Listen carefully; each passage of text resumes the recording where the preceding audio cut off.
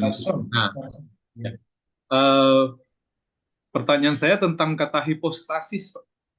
Apa perbedaan paling mendasar antara kata hipostasis dengan ousia? Karena di literasi yang lain, hipostasis juga menjelaskan tentang substansi, Pak. Ya, jadi begini, perbedaan antara hipostasis dan usia itu begini. Kalau usia itu ada pernyataan Tuhan Yesus itu mengatakan aku dan Bapa adalah satu. Yaitu satu itu kalau dalam bahasa Yunaninya ego ke opatir en esmen itu bahasa Yunaninya. Ego ke opatir en esmen. N itu di dalam, esmen itu satu. Nah, en esmen itu sinonimnya dalam bahasa Koine Greek, bahasa Yunani lampau, itu usia. Jadi aku dan Bapa itu satu hakikat. Hmm. Jadi sang putra atau Yesus Kristus itu ingin menyatakan bahwa dirinya dengan sang Bapa itu sehakikat. Nah, sehakikatnya apa? Satu, anarki, tidak ada awal, tidak berawalan, ya, anarki, ya, itu tidak ada awalan dan tidak ada akhiran. Artinya kekal. Kekal itu apa? Tidak berawal, tidak berakhir, sudah ada di zaman waktu abad pertama dan masih ada sampai abad yang terakhir itulah di dalam diri Sang Tritunggal Maha Kudus. Jadi pernyataan usia atau pernyataan hakikat itu mengenai tiga pribadi. Ya Bapa, ya Putra, ya Roh Kudus. Tidak berawal dan tidak berakhir. Artinya apa? Kekal adanya. Tidak punya batasan waktu. Karena waktu itu ciptaan, ciptaan Sang Tritunggal. Kapan waktu diciptakan? Hari hari yang keberapa? Waktu ada pemisahan antara gelap dan terang. Adanya matahari dan sebagainya. Ya, ada 24 jam kan waktu. Ada siang 12 jam, malam 12 jam kalau di Indonesia. Tapi kalau di negara Eropa beda karena di sana ada 4 musim kan gitu. Jadi mereka juga mempunyai pemisahan antara waktu malam dan waktu siang. Kalau malam itu gelap, siang itu terang. Jadi waktu itu diciptakan ketika penciptaan matahari, bulan, bintang, dan sebagainya. Nah, Allah sebelum adanya ciptaan artinya tidak berawal, men. Dan tidak berakhir. Ya. Dalam ontologisnya dia memang sudah Tritunggal, ya, Pak. Pribadi-pribadi itu sudah eksis secara ontologi, gitu. Iya, eh, secara ontologi atau secara visi, makanya disebut visi, viseos ya, viseos. Jadi ontologi itu ada hubungannya dengan visi, viseos. Jadi mia usia, usia itu dalam sinonimnya itu viseos. Jadi mia viseos, satu visi, jadi satu ontologi, nggak bisa nggak bisa di apa namanya nggak bisa diprediksi bahwa Allah itu sudah ada atau Allah itu tidak ada atau Allah itu bagaimana. Seperti yang dikatakan oleh Bapak Gereja, hanya pendekatan melalui pengakuan iman. Kalau kita membahas Allah hanya dengan pemikiran kita, khawatirnya kita nanti larinya ke filsafat, ya, ke filsafat. Kita memaksakan diri dan filsafat itu adalah kebiasaan gereja barat. Sementara di gereja timur seperti ortodok itu pendekatannya melalui pengakuan iman. Jadi diselesaikan secara rapat besar atau konsili atau sidang sinode atau bagaimana secara iman bersama-sama duduk bersama menyelesaikan bersama-sama secara iman mereka. Betul-betul terlahir teologia. Gitu. Teologia itu tidak terlahir dengan filsafat. Kalau filsafat seperti Sokrates tadi mengatakan bahwa Allah itu agnostos, tidak bisa dikenal kan gitu. Titik selesai sudah. Akhirnya dibunuhlah Sokrates karena Allah itu bagi mereka sudah dikenal 12 nama Allah atau Theos itu 12. Nah, ini sebelum Kristus ini ya membahas Sokrates itu 800 sebelum Masehi. Ya, 800 dan dia itu guru besar, gurunya Aristofanes, Aristoteles, gurunya Apollodoros. Jadi banyak tokoh-tokoh filsafat yang hebat itu adalah murid-muridnya Sokrates. Dan Sokrates filsafatnya luar biasa bagi Bapak Gereja. Sokrates itu mengerti Allah secara teognosia. Melalui gnosisnya dia mengenal Allah, Allah yang esa, sampai dibunuh seperti itu. Oleh Rasul Paulus, dicupliklah kata-kata Sokrates ini untuk penginjilan di Athena. Dan yang percaya kepada Rasul Paulus, percaya pada Tuhan Yesus, hanyalah Dionysius Areopagitus. Maka Dionysius Areopagitus menjadi bishop atau uskup yang pertama di Athena waktu itu. Itu historisnya Ada seperti itu. tuduhan Pak bahwa teologi kekristenan itu sangat kuat dipengaruhi oleh filsafat Yunani. Eh, Lebih spesifik atau khususnya membahas tentang logos itu ya. Karena logos itu kan sudah digunakan oleh Heraklitus abad kelima sebelum Masehi, baru diteruskan oleh Plato dan juga penganut Stoikisme itu. Nah, pandangan Bapak gimana, Pak?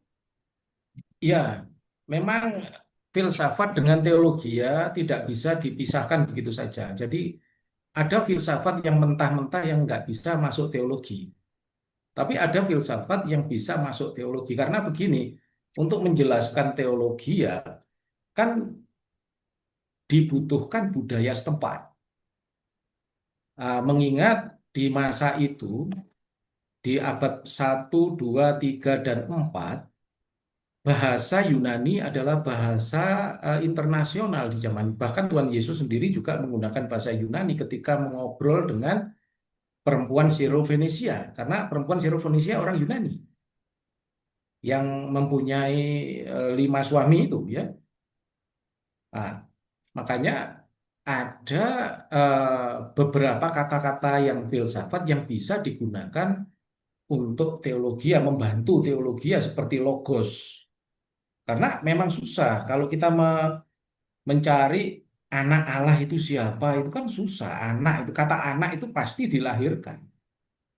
Maka kita meminjamlah dari filsafat, tokoh filsafat kita di zaman sebelum Kristus, yaitu logos. Dan logos sendiri ada 2 arti.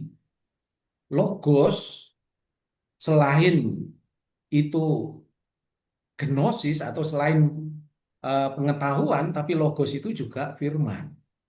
Jadi mempunyai 2 arti, punya dua apa namanya istilahnya dua kembar lah istilahnya kembar gitu. Ya bisa pengetahuan juga bisa putra atau bisa juga anak. Dan logos itu juga artinya terlahir dari pemikiran. Seperti yang dikatakan oleh Heraklitos. Heraklitos mengatakan segala sesuatu itu dari ide. Dan ide itu terlahir dari pikiran. Nah itu loh. Terlahir itu logos. Jadi kata lahir itu logos. Tapi logos itu terlahir atau anak. Tetapi logos sendiri bisa dilahirkan. Makanya di dalam kitab suci, di dalam perjanjian lama, Kejadian 1 ayat 1, kata logos di sana ketika Allah menciptakan manusia itu genito. Nah, gen dari kata gen itu terlahir. Jadi logos itu terlahir karena ada gen itu, ada gen. Seperti itu. Baik, Romo, terima kasih untuk penjelasannya. Ya, Tuhan berkati. Iya, anu. terima kasih Pak Ronald. Pak Ronald ini ternyata ahli filsafat. Ya, baik. Terus ada lagi Romo, satu lagi dari Ibu Sondang. Silakan Bu Sondang. Ya, terima kasih Pak Erikson. Selamat malam Romo. Selamat malam, Bu Sondan. Eh, kalau bicara dari aspek iman dan rasio, di satu sisi iman Kristen itu menekankan kepercayaan pada Allah, Allah Tritunggal. Itu yang kita imani. Tapi di sisi lain, manusia dari dulu sampai hari ini bahkan nanti gitu ya, yang namanya manusia lebih cenderung menggunakan akal budi untuk mencari pemahaman rasional yang masuk akal begitu ya. Manusia selalu katakan demikian. Nah, ketegangan ini kan selalu muncul sebetulnya dalam sejarah gereja ya, Romo. Iya. Jadi, saya pernah baca kutipan dari Origenes dalam bukunya The Principis. Origenes ini kan seorang teolog dari Mesir ya, yang terkenal di abad ketiga. Dalam tulisannya dia katakan begini, tidak ada yang lebih tinggi daripada iman. Namun, akal budi diberikan Allah agar iman itu dapat dipahami sesuai dengan kemampuan manusia. Pertanyaannya mungkin Romo, sebetulnya sejauh mana gereja mula-mula mengajarkan keseimbangan antara penerimaan iman akan Allah Tritunggal yang sebetulnya kalau dimasukin akal pikiran manusia itu selalu jadi misteri karena rasional tadi. Dalam keadaan kita yang sekarang.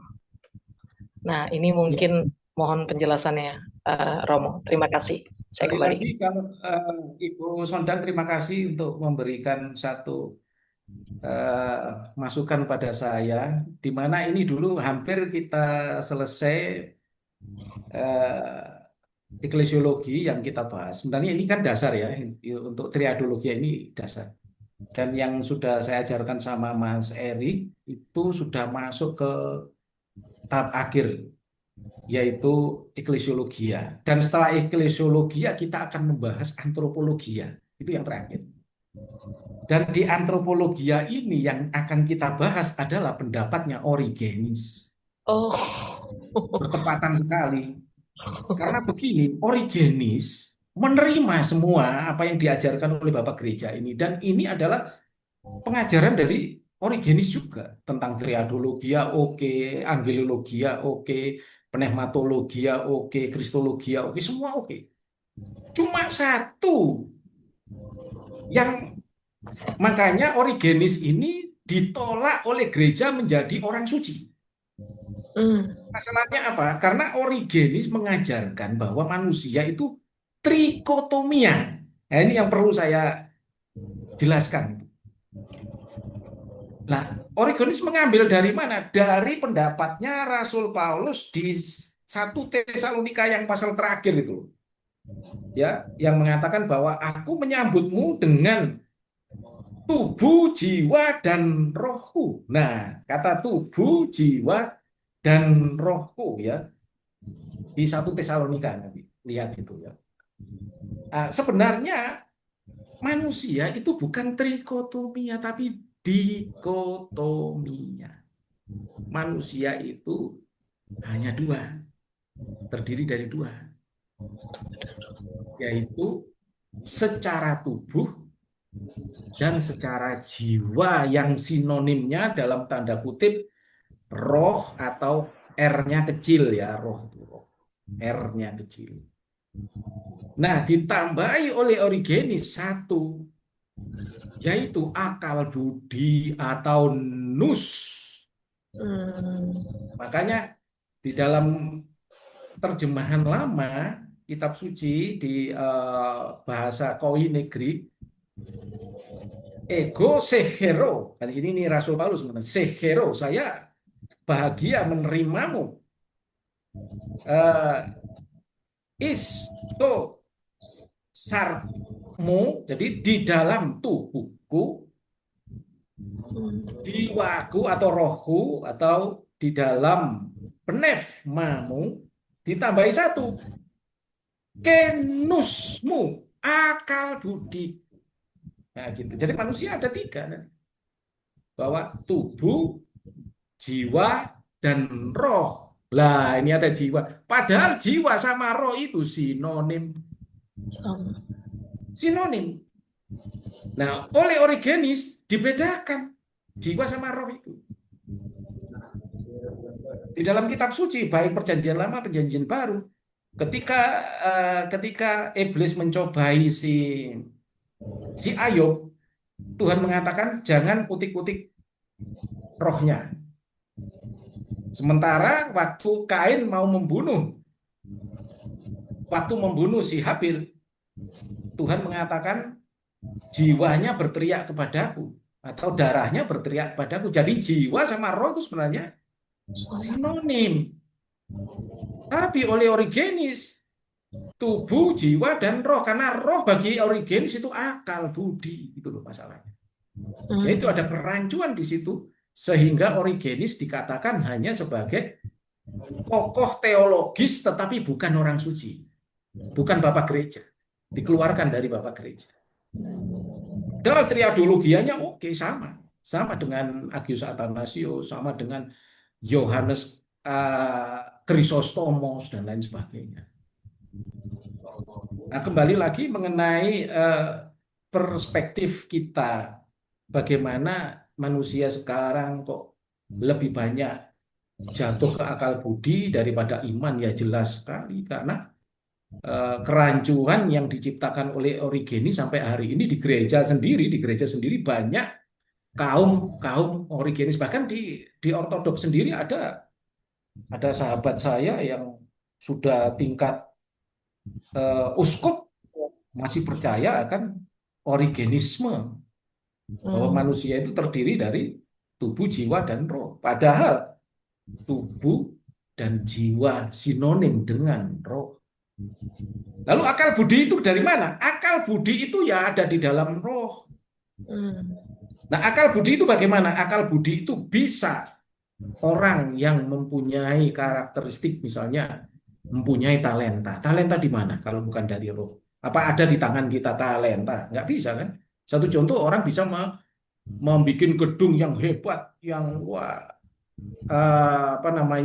yang tidak bisa dicontoh oleh orang lain. Itu dari mana itu? Dari talenta. Talenta itu ada di mana? Itu ada dalam jiwa.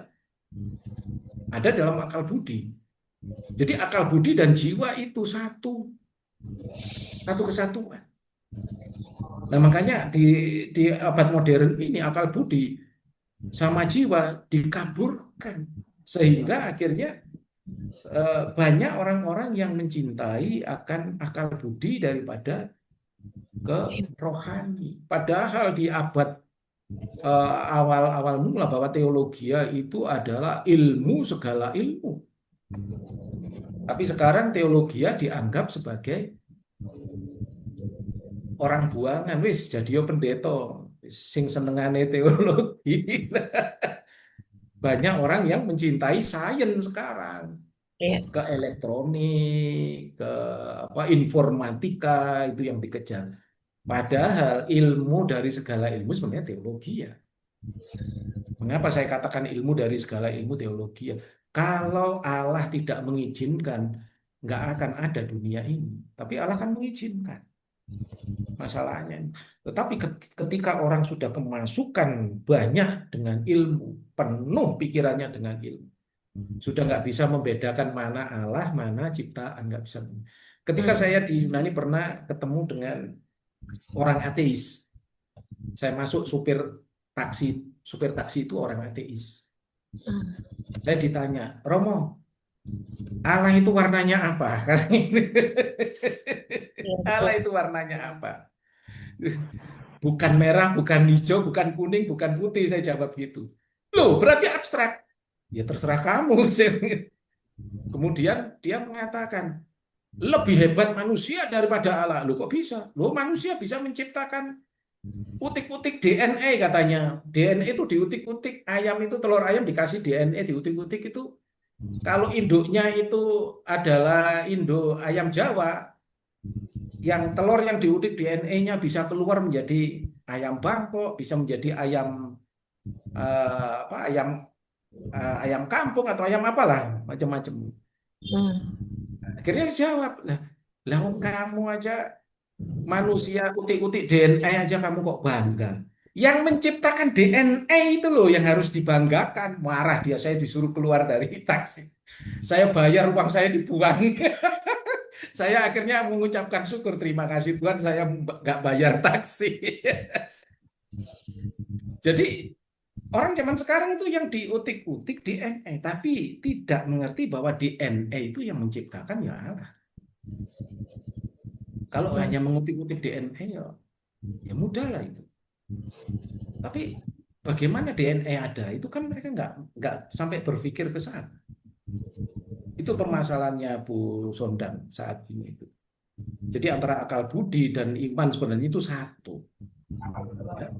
Bahwa itulah yang dikacaukan oleh Origenes, itu yang pernah mau kita bahas itu waktu itu, dan waktu itu kita hentikan karena ada perayaan Paskah ya Mas Erik ya. Jadi kurang menarik waktu itu. Ya, Iya, nanti kita akan bahas itu antropologi ya, itu luar biasa itu. iya. Luar biasa Yang itu. terakhir itu Enoria itu, Romo. Ya, yang terakhir itu Enoria. Enoria itu bahwa kehidupan gereja itu berjemaat. Mengapa kehidupan gereja itu berjemaat? Nah, seperti itu. Jadi sebenarnya yang menciptakan siapa? Roh Kudus sendiri ketika kalau kita membahas di dalam Kisah Para Rasul, begitu turunlah Roh Kudus, lahirlah Enoria, lahirlah kehidupan berjemaat. Nah, kehidupan berjemaat ini bisa disebut dengan satu kata, namanya gereja. Iya. Memang tidak bisa manusia hidup itu sendiri. Kalau bahasa Yunaninya apomonomenos, tapi manusia itu harus bermasyarakat lah. Kata bermasyarakat itulah berenoria, bersama. Masyarakat kan macam-macam, ada masyarakat Batak, ada masyarakat Jawa, ada masyarakat dan lain sebagainya. Memang gitu masyarakat. Dan itu dari mana itu terlahir? Dari Roh Kudus sebenarnya. Roh Kudus yang menciptakan itu semua. Adanya kemasyarakatan itu Roh Kudus. Dari berbagai macam-macam masyarakat, mulai di zaman kejadian, kita kejadian sampai hari ini, manusia selalu hidup bermasyarakat, berenoria, bergereja, istilahnya seperti itu. Nah, kalau begitu apa yang terjadi di dunia? Sebenarnya kalau mereka memikirkan, sebenarnya dunia ini Kristen sebenarnya. Bermasyarakat itu berenoria. Dan berenoria itu di dalam diri Sang Tritunggal Maha Kudus itu juga berenoria. Makanya Allah itu bermasyarakat, karena dirinya Allah itu bermasyarakat. Sang Bapa bermasyarakat dengan Sang Putra bermasyarakat dengan Sang Roh Kudus bermasyarakat dengan Sang Bapa. Jadi di dalam diri Allah itu sudah lengkap, sempurna. Walaupun tidak menciptakan Allah itu sudah sempurna. Jadi ternyata bermasyarakat itu adalah contoh dari dirinya Allah itu sendiri. Sebenarnya itu kalau kita memikirkan itu sampai ke sana sebenarnya. Cuman manusia sekarang tidak berpikir di sana. Bapak gereja sudah menyatakan itu. Rasul Paulus juga menyatakan di dalam Efesus, ya, bagaimana kehidupan kepala dengan enoria atau dengan jemaat. Ya, enoria itu juga bisa jemaat. Ya. Berjemaat, berenoria, bermasyarakat, sinonim semuanya. Gitu Bu Sonda. Baik Romo, terima kasih banyak. Saya Ya. kembalikan ke Erikson, terima kasih. Ya, terima kasih Bu Sondang. Baik, Bapak Ibu, Romo, apakah masih ada waktu melanjutkan atau seperti apa, Romo? Mungkin kita selesai di sini dulu karena apa ya? Ini kan masih introduksi ya. Nanti kita akan susun kembali Mas Erik, mungkin tatanan katekisi kita supaya nanti bisa berurutan semacam itu dan yang lainnya bisa menerima dengan baik. Oke. Baik, baik Ya. Romo. Baik, Bapak Ibu, Saudara terkasih dalam nama Tuhan, untuk saat ini pembelajaran kita selesai sampai di sini ya Bapak Ibu ya. Mungkin lain kali kita akan melanjutkan pembelajaran ini. Ya, ini Bapak Ibu pembelajaran yang sangat esensi ya Bapak Ibu ya, sangat mendasar ya. Saya sendiri sangat sungguh diberkati banyak pemahaman-pemahaman baru yang saya dapatkan dan semakin cinta akan Tuhan. Baik, eh, kita akan tutup dalam doa ya Bapak Ibu ya. Sebelumnya eh, nanti doa penutup saya mohon kesediaan Bapak Kristodulos ya. Pak Kristodulos, bisa ya Pak Kris? Bisa, Pak, bisa. Oh ya, setelah doa nanti mohon berkat dari Romo. Terima kasih. Ya. Silakan Ya. Pak Kristodulos. Tuhan berkati. Kemuliaan bagi Sang Tritunggal Maha Kudus, satu zat hakikat dan tak terpisah-pisahkan, Sang Pemberi hidup sekarang dan selalu serta sepanjang segala abad. Amin. Kemuliaan bagi ya Tuhan Allah kami, kemuliaan bagi ya Raja Surga, penghibur kebenaran yang hadir segala tempat, serta memenuhi segala sesuatu, harta simpan segala yang baik, serta Sang Pemberi hidup. Datanglah dan tinggal dalam kami, serta bersihkan kami dari segala kenajisan, dan selamatkanlah jiwa kami ya Sang Maha Baik. Allah Maha Kudus, Sang Kuasa Maha Kudus, Sang Baka Maha Kudus, kasihanlah kami. Allah Maha Kudus, Sang Kuasa Maha Kudus, Sang Baka Maha Kudus, kasihanlah kami. Allah Maha Kudus, Sang Kuasa Maha Kudus, Sang Baka Maha Kudus, kasihanlah kami. Kemuliaan bagi Sang Bapa dan Sang Putra serta Sang Roh Kudus sekarang dan selalu serta sepanjang segala abad. Amin. Ya Sang Tritunggal Maha Kudus, kasihanlah kami. Ya Tuhan, ampunilah dosa-dosa kami. Ya Baginda, maafkanlah pelanggaran-pelanggaran kami. Ya Sang Maha Suci, kunjunglah kami, sembuhkanlah kelemahan kami demi nama-Mu. Tuhan kasihanlah, Tuhan kasihanlah, Tuhan kasihanlah. Kemuliaan bagi Sang Bapa dan Sang Putra serta Sang Roh Kudus sekarang dan selalu serta sepanjang segala abad. Amin. Patrimon o enti suranis ayastito to nomasu, el teti vasiliasu, inistito to limasu osenurano ke pitisis, ton arto ni monton ibius yon dosi min simeron, ke afesimin to filimata imon oske misafia mentis Simon, ke misinan kisi masih spirasmon alarisa imasa putuan itu. Kemudian bagi Sang Bapa dan Sang Putra serta Sang Roh Kudus sekarang selalu serta sepanjang segala abad. Amin. Tuhan kasihlah, Tuhan kasihlah, Tuhan kasihlah. Ya Bapa yang kudus, berkatilah. Kiranya Sang Kristus Allah kita melalui permohonan dari ibunya yang tersuci, melalui berkati Sang Theotokos dan yang selalu peran Maria, melalui permohonan dari para Bapak Kudus, para rasul, mulai dari Petrus dan Paulus, 12 para rasul dan semua para rasul, datuk moyang Sang Kristus, kakek Yoakim dan nenek Hana, melindungi kita semuanya, dan sertai kami ya Tuhan sepanjang malam ini hingga esok pagi dengan perantaraan para malaikat kudus-Mu, sehingga kami disatukan dalam kesatuan iman. Kemuliaan bagi-Mu ya Allah, kiranya firman-Mu yang telah menjelma menjadi manusia melalui perawan suci Maria dan melalui pengajaran dari para Bapak Suci. Ya Tuhan Yesus Kristus Allah kami, kasihanilah kami dan selamatkan kami. Amin. Amin. Amin. Terima kasih sekali lagi Romo. Terima kasih. Pak Sehat Romo. selalu. Terima kasih. Terima kasih. Terima Bapak Ibu, link Terima asepsi kasih sudah Bapak ada Ibu di kolom semuanya. chat. Tuhan memberkati. Terima kasih semuanya Pak Erikson. Terima kasih Romo. Ya, terima Terima kasih Pak kasih Bapak Ibu Erikson. semua. Terima kasih Terima Pak berkati. Erikson, terima kasih Pak Timothy. Terima kasih Romo. Berkati. Pamit ya. Tuhan berkati. Sama. Terima kasih Romo. Ya, Mas. Tuhan berkati.